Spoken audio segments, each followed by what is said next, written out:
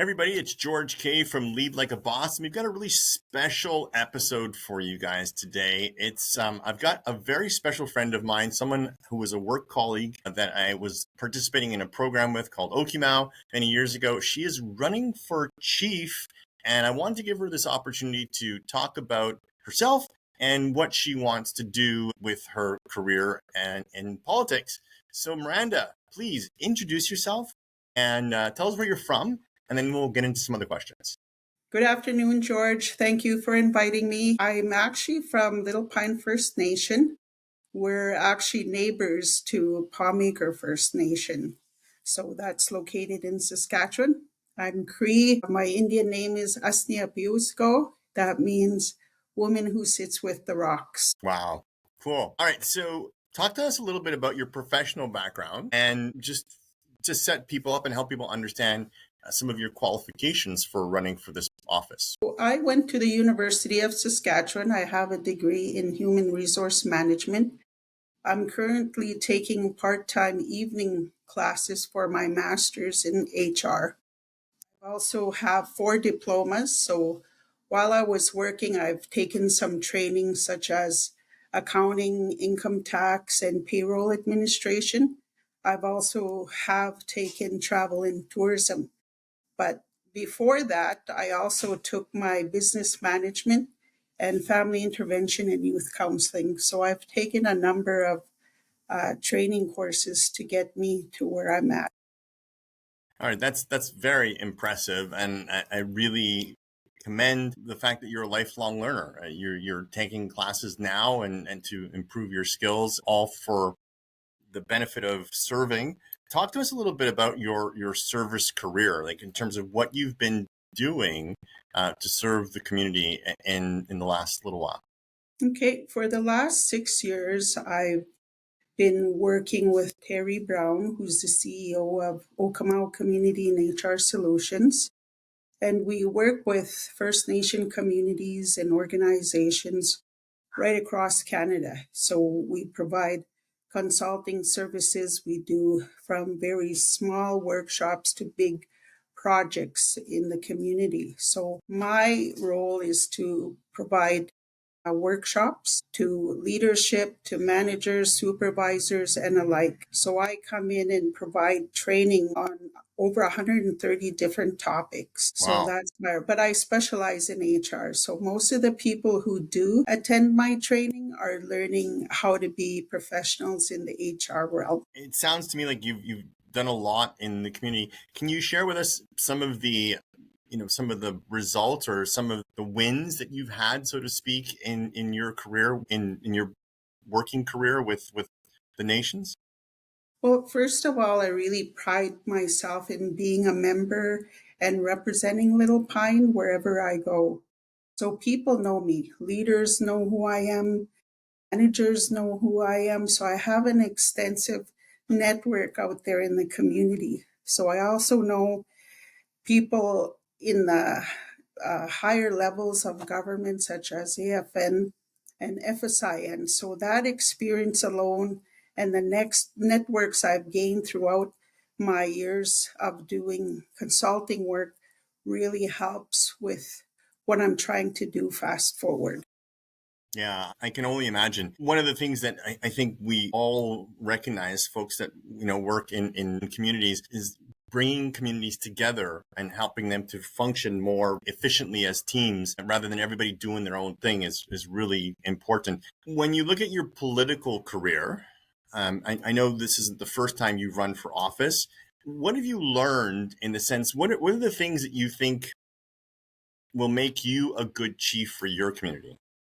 Well, it's listening to the people. So the visits I've been doing recently in the various cities and also in my community actually really helped me with my platform. So I've learned more from my past experience. I've actually learned what I didn't do and what I should have done. And now I'm doing those things and I'm starting to see real results. People are getting to know me one on one. I'm listening to them. They're also listening to me. They're actually getting to know what does Miranda really, what is she about? What does she want to do? And sitting down, having tea, coffee, or sharing a meal together really enlightened me about the issues that are being faced in the urban centers and in our community. They vary. So you have people in the urban centers that are really struggling because the rent is so high, they have bills, they have children to feed and whatnot. So their needs differ from on reserve. Not Yeah. that our community members aren't having issues, but the real issue is housing. Mm. Housing is an issue both on and off reserve. So, okay, so we get that, there's a difference between the challenges that folks are facing off reserve and in the urban centers and on the reserve. You talk about housing being a common issue. I mean, I think it's a pretty universal issue. I mean, housing is getting expensive for everybody. What do you think you can do about it? I mean, it's a pretty big challenge.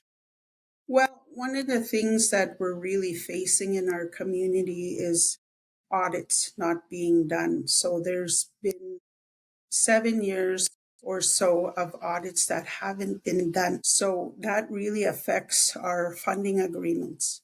So we're not able to access housing, capital, and infrastructure funding for our community. So if you're not doing your audits, you can't access funds for the community, especially housing. And why haven't these audits been done? Well, I think it's a lack of training for the most part, and people not seeing the importance of doing audits. And so I've been posting information on Facebook so people can be to create education and awareness for our members so they know why are we always asking about audits? Well, there's a reason why. And it feels like we're constrained. It feels like we can't move ahead because, you know, audits aren't being done. I get you. So it's like if you don't file your taxes, you can't get a tax return. Exactly. Yeah, Same concept. I get you. I understand. What other topics are you hearing of that are a concern for the folks? I know that you've you've got the urban and you've got the folks on the reserves, but what what other common challenges do you see that they're facing, and what is your plan to deal with it? Well, communication and information sharing is Mm. lacking in our community. We never know what's going on, and it's leadership's responsibility to inform the members, be transparent, be accountable.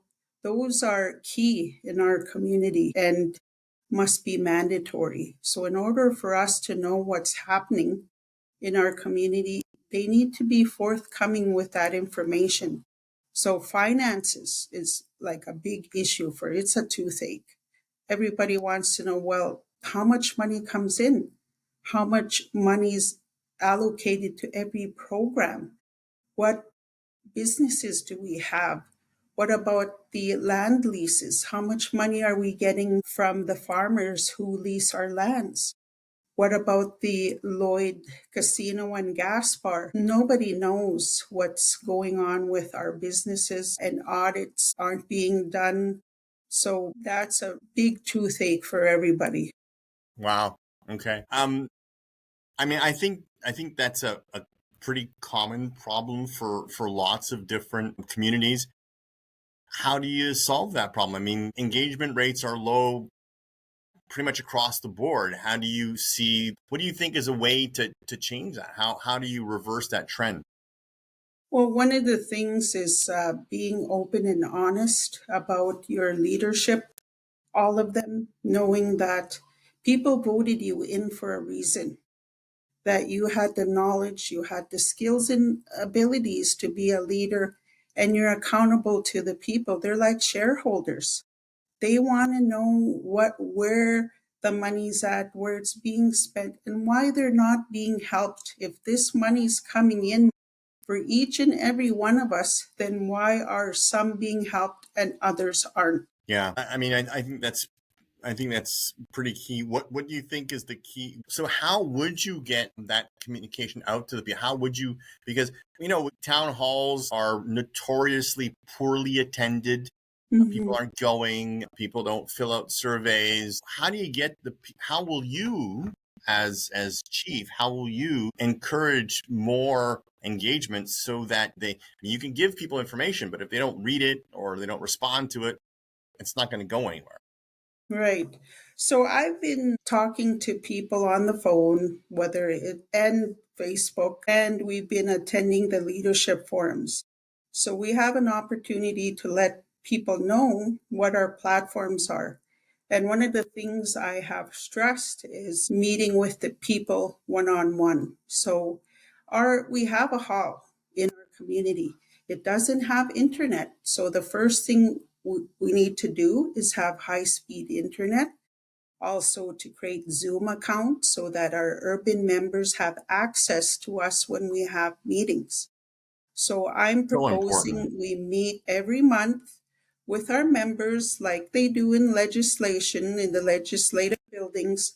Everybody is welcome to attend to listen to and start planning, creating a community plan. And so bringing those folks together and saying, look, you need to be part of this decision making process. Everybody needs to be included. So I'm proposing to give the power back to the people by saying, look, I can't make all these decisions alone. I need you to help me. We need to bring all the smart people together because we have so many smart people. We have talented people with unique gifts that I can call upon to say, look, I need your help. I need your help to build this community, right? Do you And see I would, yourself as kind of like a bridge maker between yes, the folks in the urban communities and the folks on the reserves?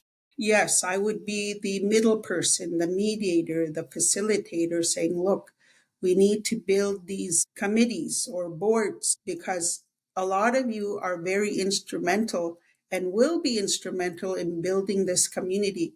It's not Miranda says we got to do it this way. Well, everybody has a different expertise separate from mine. So even with the board, right, the board that I want to create for finance board, I want to bring a group of people who have a background in finance, accounting, income tax, have the band manager involved in this board.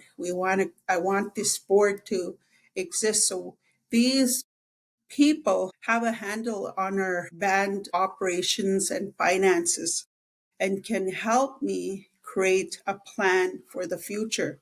So, how can we help our people? And at the same time, those people would reduce the risk of anybody taking from the pot or misappropriation of funds in the departments. Like, I don't want to be that person people said, well, Miranda took from the pot. I don't want to have that on me and be labeled as that type of person. So that's why I believe a finance management board would reduce that risk.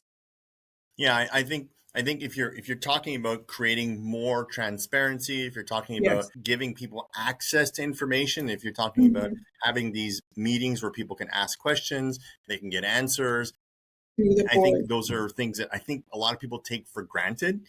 And Mhm. if you can convince people of the importance of getting involved and make it easy for them to get involved. Everyone's busy, everyone's got a ton of on their plate, and we Yeah, we understand all just that. need to create these systems and we need to agree how often we're going to meet and whose role is it, roles and responsibilities, how often we're going to meet. That all has to be ironed out. Also, a housing committee, right? So, that housing committee is really necessary. So, creates that level of accountability rather than people in political positions saying, well, you're going to get a house, you're going to get a house. And it should be fair Yeah, across that the doesn't board. sound that And doesn't people have access to housing, in a fair way that they apply. They're looking at how many people need housing based on need and the number of people in each household. We're looking at big families, single families, elders, people with disabilities. People need homes, and there's different types of categories each of the families fit in. And so we want to make it fair for on reserve and off reserve so Yeah. people aren't feeling left out. Yeah, you don't want those schisms to start to form between the two groups, because really it's one nation and one community. And they just happen to live in different places. I love that concept. What do you say to your detractors? I mean, I want to get real here with you for a minute. When your detractors will talk about you, what that will make people who want to vote for you, and they hear some of the negative things that are said about you, what do you want them to know about you that they'll say, hey, you know what, Miranda is not what they say she is. Miranda can do good things for our community. Well, I've heard rumors about me, and they're old rumors. They're just people trying to discredit me as a leader for the community. But I've worked on myself personally and professionally over the years. I built myself from nothing to someone who actually is successful and representing our community in a positive way. So that is going to happen. Unfortunately, when you're running for office, people will discredit you. It's called character assassination. I know what it is. I know what it Yeah, if feels like. you can't talk about the facts and you just go to slinging mud, I get you. And the thing with me is I'm very open. I'm honest. I'm straightforward. I don't sugarcoat anything.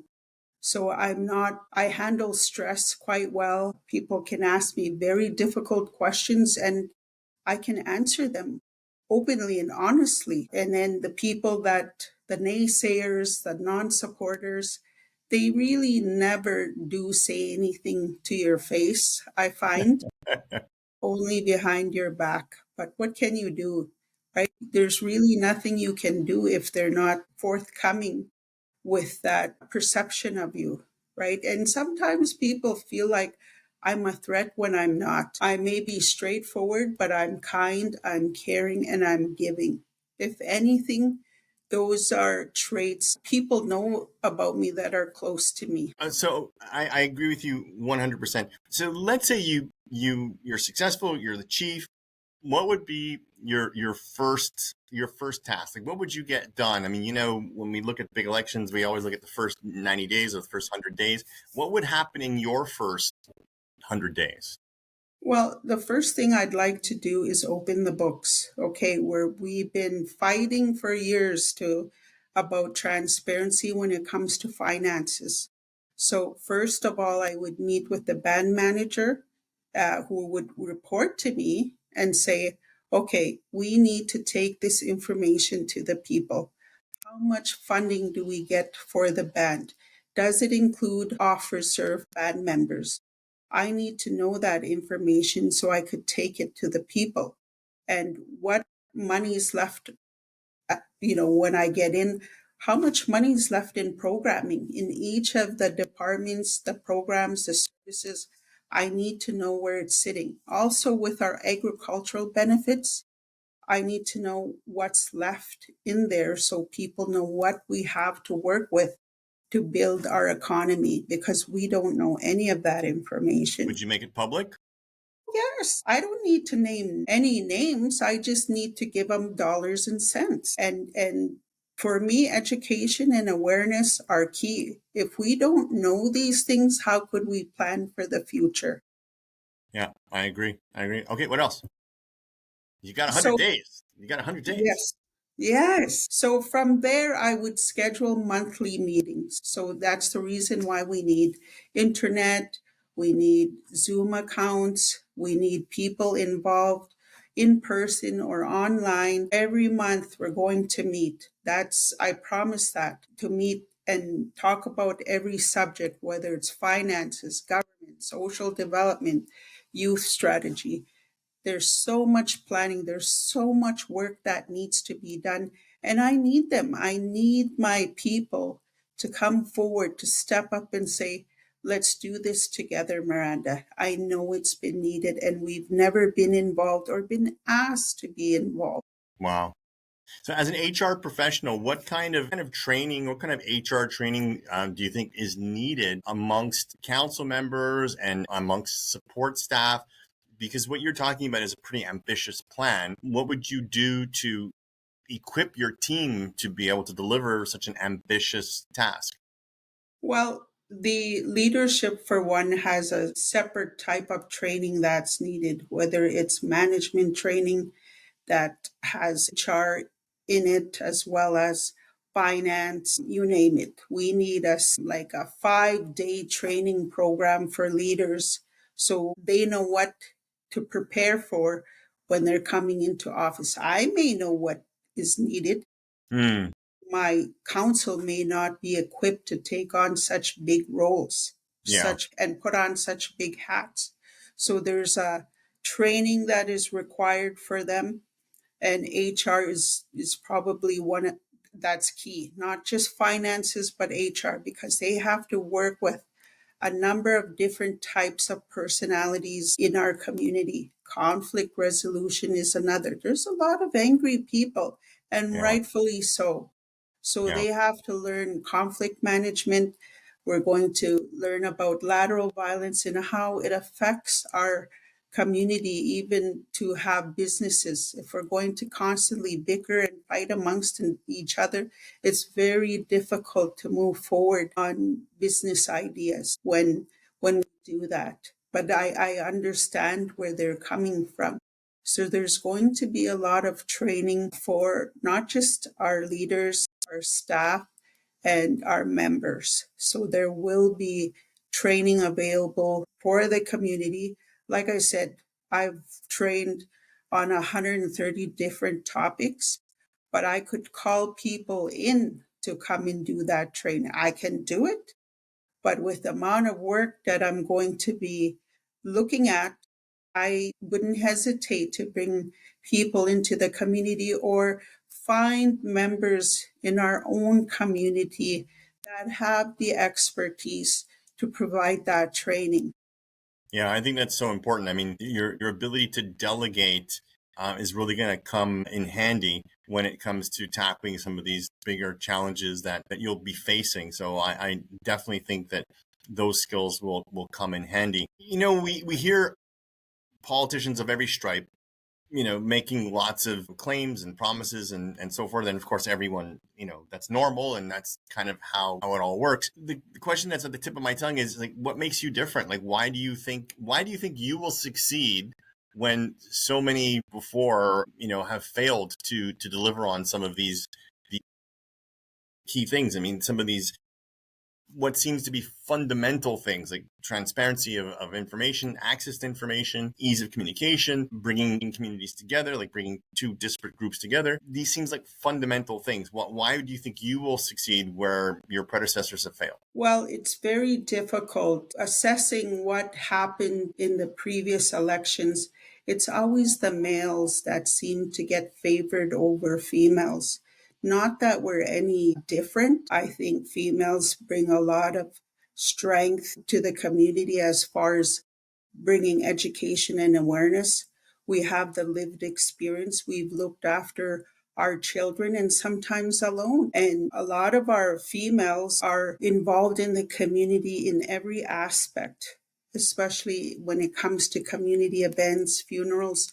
We're always there for our community. And so I think that female leaders should be, people need to appreciate female leaders more than they do now. I know that in our community, it's always the men who lead because it's that history tells us that it's always been the males that had these roles as a chief. But women, fast forward, women are really leading the way. There's so many females running for office and getting in and doing great work for the community because we care. We Yeah. care for the families. We care about the kids. We care about the elders. So we have a different mindset when it comes to leading the community versus the males. Not that they're any. Do you think women need, are women participating in the vote? Are we seeing female voters coming to vote or not? Like, Everybody maybe comes in to vote. Everybody has equal access to voting. They can come in and vote for whoever they want. I'd no, I like to guess see. what I'm asking you is, do you feel that women aren't participating in the vote, and that's why you're traditionally seeing more men being elected to the No, no. Like I said, everybody has equal access to voting. I think women traditionally will pick males for chiefs. And so that is something very new. It's not that it never happened. We've had a female leader in the past who was awesome. She did great work for the community, and we should be proud of her. We remember her that way, but no female has gotten into office since. And so she's one of my role models, and I aspire to lead exactly the way she did and know that we're going to get somewhere. We're going sounds like to. it's time for a change. Yes, it's time for change because our men were there for us. They led the way, but fast forward, I really believe it's the women that are going to move us up another level, and we're thinking about the generations ahead. It's not about now, it's about the generations ahead. Yeah, I hear what you're saying. I think different times call for different leadership styles, and there might have been a time for a more masculine approach to management and to leadership at the political level, but those times are changing, and I think a more softer, caring approach is a compassionate approach is required these days, because there's a lot of uncertainty in the air, a lot of anger, a lot of frustration, a lot of uncertainty, and that requires a lot more listening and communicating rather than just action taking. And I think that's, I mean, men are traditionally, really good at taking action, but not so great at listening. And I think that there's a lot of lessons to be learned from a female approach to communication. Well, our members come from a place of trauma. We've all been affected in some way from intergenerational trauma. And so we need to move away from that and continue to heal and grow and support women. Other women need to support women that are doing great things, because you know why? Those women who support me, I will support them too. Yeah. Makes sense. What would you say to the young people, the younger voters? I mean, I know you've got to be an adult to vote. I understand, but traditionally in North America, youth are not very politically active. What would you say to younger adults who may be apathetic about politics and not want to get involved? What would you say to them? Young people need to get to know who their leaders are, their roles, their responsibilities, and it has to take place in the schools. I think the schools need to provide a wide range of education to young people, and that would be one of them, not just life skills, but learning what our nation's government actually does for them. And so that doesn't happen. I don't recall learning that in high school, but that would be key. Why is voting important, right? And so that's one of the things I think young people need to know. And you have a choice. So oftentimes young people go and vote because their families told them, well, you need to vote for this person, without really knowing why they're voting for that person, right? So Yeah. everybody has a choice. Just because I remember being a young person and being told to vote for without really knowing who they were. And so now, fast forward, I think every young person has a choice in who they want to see lead the way. So I know that even as people running for council, they'll latch on to someone that in hopes to get in, because that person comes with a lot of votes or has a big family, but not necessarily because they have the knowledge, the skills, or abilities to lead, but because they come with a lot of votes, right? I Yeah, it's a think that's what we popularity see. contest, not a contest of merit. Right. Yeah, And then I we understand. see, that, it doesn't work. We've seen it in the last election, it didn't work when we went by popularity. It didn't take us anywhere. We weren't stronger. We weren't any better. We're still fighting. We're still struggling. Yeah, I think that's a universal challenge to help young people to get involved and to learn about their constituents in whichever riding or whichever election they're talking about. And I think they also feel that no matter who I vote for, it's going to end up being the same. It was the same last time, it was the same the time before. So why bother? And I Yeah. think that we need to help young people understand that if you don't get involved, like just voting is not enough. I mean, you've got to go to those meetings that you were talking about. You've got to attend those Zoom calls, and you've got to make your voice heard in order for change to happen. I mean, no matter how good intentioned our leaders are, if the citizens aren't involved, aren't participating, there's not a lot that can be done. And I would encourage young people to run for office. We have, Yeah. a lot of very bright, ambitious young people with really great ideas. And I'd like to see them run in the elections next term. Yeah, that's a great sentiment. I think that, I mean, I know it's cliche to say that a leader's job is to create more and better leaders. I mean, I know it's cliche. I know everyone says it, but I know you, Miranda, because we have a relationship. I know you believe in it. I know you do it. You do it in your day-to-day work. You've been doing it for years, and I know you believe in it. And you believe in it from a heart perspective, but you also believe in it from a head perspective, meaning you know the techniques, you know the skills, you know the practices that need to be put in place in order to support these types of programs so that they can actually work and work quickly. I mean, let's face it, terms are short and getting results takes time. So you really have to be good at implementing these programs to get any traction in a short period of time. And we can't lose our language and our culture. So it's very important that young people learn their language, and it starts at home. So I was very fortunate to grow up with my grandparents, and I've never forgot my Cree language. I still know it. I can speak it comfortably, and people think that I can't, but I actually do. My grandmother spoke Cree fluently, and we had no choice but to talk back to her in Cree, so you don't forget when you have family members that are fluent in their language, like my grandmother, and she passed at 90. So I've been learning Cree for a long time through her. So, I mean, I don't want to put you on the spot, but if you were speaking to some of the older members in the community and you wanted to respond to them in Cree, what would you Yes. tell them? Well, it depends what In they Cree. ask.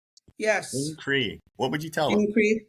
I would say, Kigwai, wait a man, like, what is it do you want, right? Like, we cheat and spin, it's like, I want to help you. We cheat and spin, wait a man, if there's something that you want. So I would have to speak loud. I would have to make sure that I'm explaining it in a way where they feel comfortable and trust me to be able to tell me what it is that they're wanting from me, and I'm able to do that. And a lot of it is gigwai, meaning I'm listening to you, Hmm. right? And so big square, you can speak, right?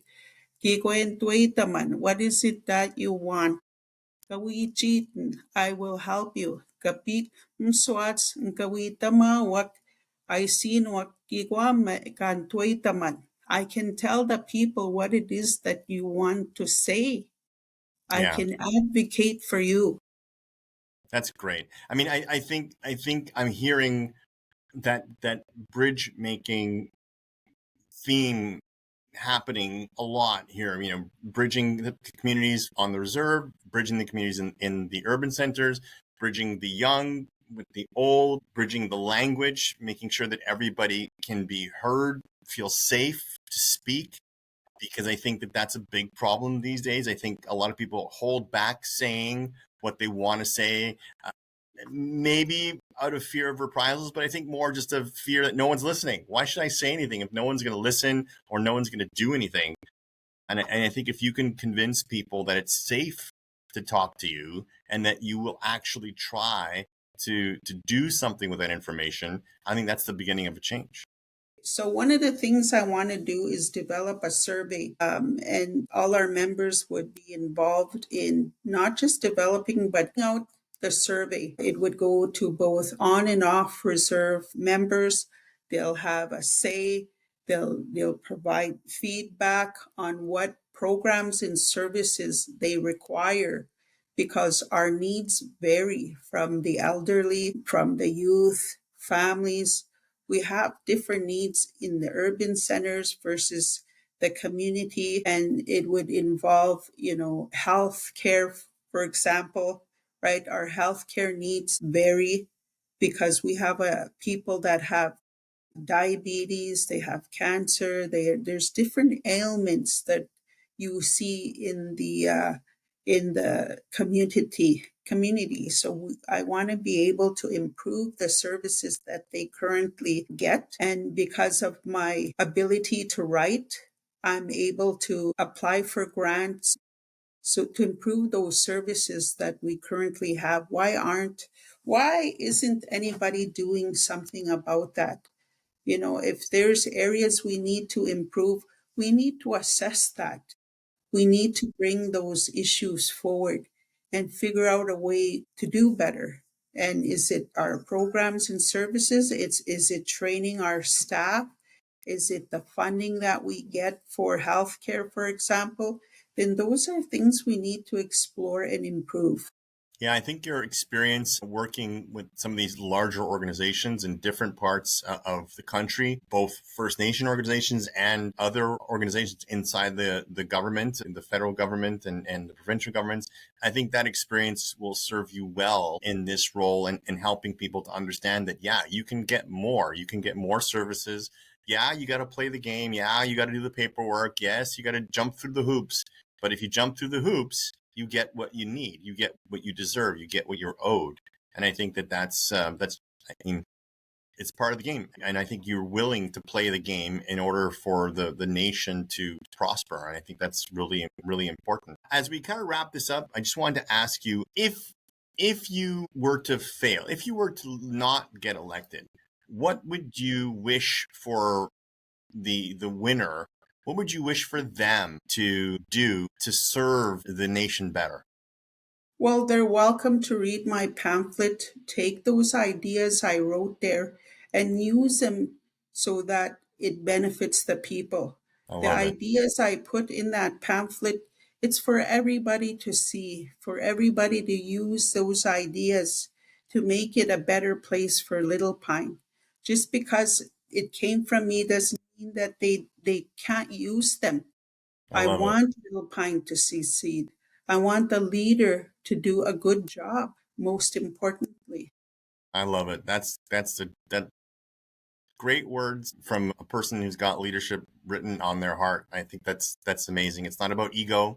It's not about having my name on it. It's just about having the nation do better, have the people do better, and have a better future. Well, Miranda, listen, I wish you all the success in the world. I hope you win because I know that your heart's in the right place and you've got the skills and the head for leadership. And I know that you would pull together the communities. I know you would pull together a great team and you would train up a great team.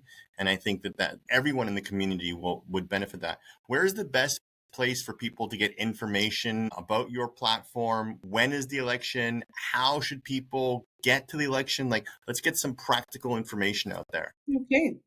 So the voting takes place in Little Pine at the hall. So both on and off reserve need to be able to get to the polling station in Little Pine. I'm available through Facebook if people want to add me, communicate with me, ask questions. You can come on Facebook and find me. I do have a phone number that's listed in my brochure. I've been handing it out We'll put and the letting. links to all that stuff in the notes too, so people will have that in the notes as well. Okay, so people can get a hold of me. They can text me, they can call me. I'm not shy. And when is the election, Miranda? November 24th. So you'll be able to vote from 8 a.m. to 10 8 days. p.m. Wow. in Little Pine. Okay, great. Well, Miranda, thank you so much for taking the time to share your ideas and your plans. I think you're showing your transparency. You're showing already that you're willing to be open and transparent and share your ideas and of course listen. I would have loved if this was a call-in show and we could have had people calling in with questions, but we just didn't have the time to organize all that. We're going to do our best to get this out to as many people as possible. And I think that regardless of who wins, I know that you will do what you can to support whoever wins to make the community a better place. Yeah, running for office is always a learning experience. You take the good with the bad. Excellent. Well, Miranda, thank you so much. I really appreciate it. And best of luck. And I'll be rooting for you.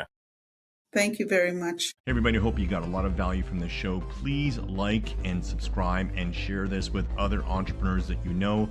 Together, we can get the word out and help as many entrepreneurs as possible lead like a boss. Take care and see you next time.